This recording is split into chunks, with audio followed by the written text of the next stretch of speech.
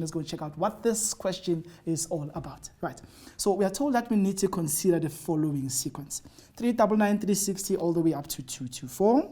The first question says determine the nth term, Tn, in terms of n. So at this moment, I don't know what type of a pattern I'm dealing with. So I'm going to just line up my terms here. We were not told what type of a pattern this is going to be. So I'm going to try and check what type of a pattern this is going to be by finding the differences between subsequent terms. So the difference between 360 and 399, right? You're going to take your calculator and then you're going to find out what is the difference between those two terms. When I do 360 and I subtract 399, I end up with negative 39, right? So this is going to be negative 39. When you subtract 323 and 360, what you simply end up with is, let's go check that, 323 minus 360 gives us negative 37. Beautiful stuff, negative 37. The difference here is going to be negative 35, and so on and so on.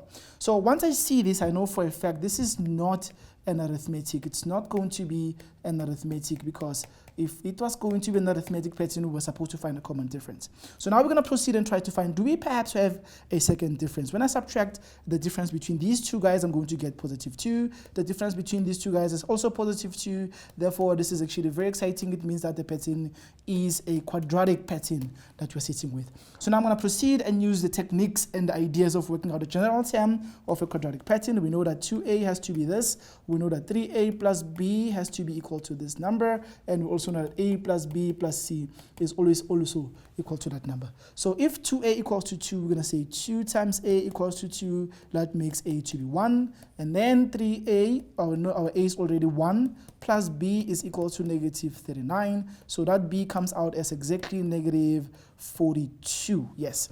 And then the last one says a plus b plus c equals to 399. We know for a fact that a is 1, and then b is minus 42 plus c is equal to 39.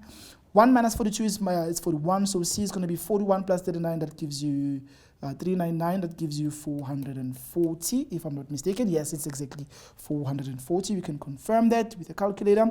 Remember, a calculator is an instrument, not a monument. You must always learn to use it. So we have to add that with 41, and then we're getting 440 indeed. Beautiful stuff.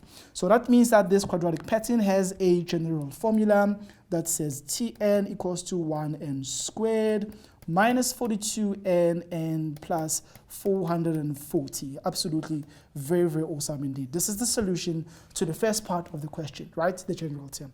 To confirm if this is making sense, you can of course take term 1, n as 1, substitute, see if you're getting your term 1 back, and then take 2 and sub back on n and see if you're getting term number 2, and so on and so on. If you are still getting back your terms, that is clearly telling you that indeed you're dealing with what we call a quadratic pattern, and you got the correct general term for that particular pattern.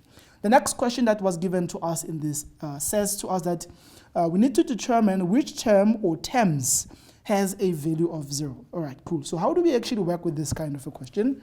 I'm going to say this. The second one now, which term has a value of 0? So that means your Tn value is actually 0. So I'm going to put 0 here and equate that to the general term. We're trying to find the positions that will give us a value of 0, right? So this is a quadratic equation, so we can simply take our chances and factorize. Remember guys, if you can't factorize, you are not prevented from using the quadratic formula. This is a quadratic equation. You can use a quadratic formula. Stay away from completing the square. It's a very useful tip, but it takes too long to complete. So you either factorize or you use a quadratic formula. You'll always get the correct solutions all the time. Absolutely interesting stuff right there. Okay, cool. So let me try and factorize and see what I'm going to get here. I have on these n times n, which will give me n squared, the factors of 440. That will give me 42 is actually 20 as well as 22. Both of them have to be negative because you need negative times negative to get positive. And minus 20 minus 22 is going to give you minus 44. Therefore, n has to be 20 or n has to be 22. Beautiful stuff.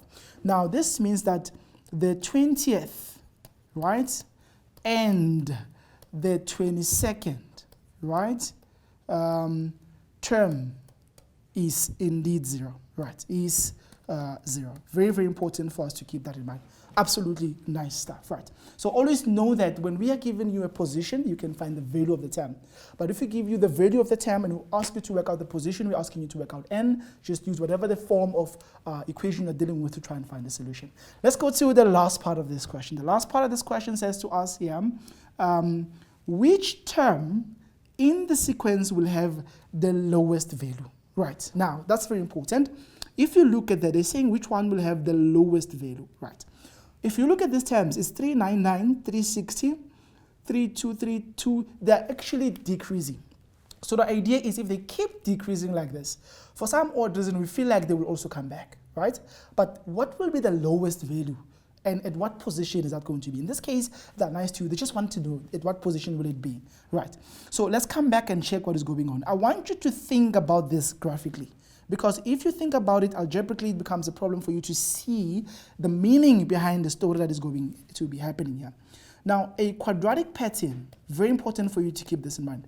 A quadratic pattern, graphically, in the form of a graph, right? In the form of a graph, it will simply be a quadratic equation.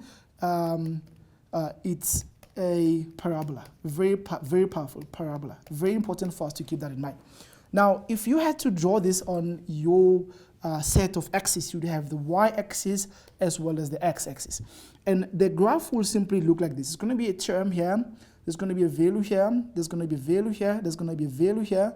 There's going to be a value here, there's going to be a value, and so on and so on. So it behaves like a quadratic function. It has this particular shape that you're looking at here. How do I know that is a smiling shape parabola? How do I know that is going to have this? The a value is a plus, it's +1. So that's very important to keep in mind. Now, because of that, we know that it's going to be a smiley face parabola. Now, we want to know where is the smallest value. Already, if you're thinking about it graphically, you should know that these people are asking me in a very sneaky way to find the coordinates of the turning point, because the turning point is always the smallest possible value in that kind of a graph, right? If it was upside down, which means if it was in this format, concave down, they would ask you which value has the biggest, which position has the biggest value and what is that position. Again, they're asking you for the turning point of a parabola that is facing upside down. Keep that in mind, very powerful. Now, we already know that the previous answer helped us to figure out that 0 is going to be achieved at exactly term 20 and at term 22. Then who is in the middle of term 20 and term 22? Clearly, the position, because the x-axis is for position and the y-axis is for tn, we can claim that therefore, by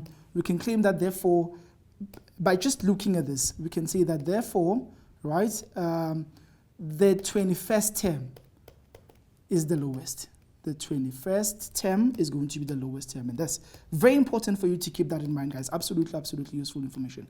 The 21st term is the lowest. If you know what this is, you can also work it out using the formula for n equals to minus b over 2a. This could have also helped you to figure out what the solution is if you're trying to find out the coordinates of the parabola, the turning point of the parabola. If you use this, you're still going to also end up with a value of exactly 22. So this is very useful information that we have here. Just always remember that you can use this information to try and work out patterns graphically, also might be examined. So we want you to also think about them along those lines.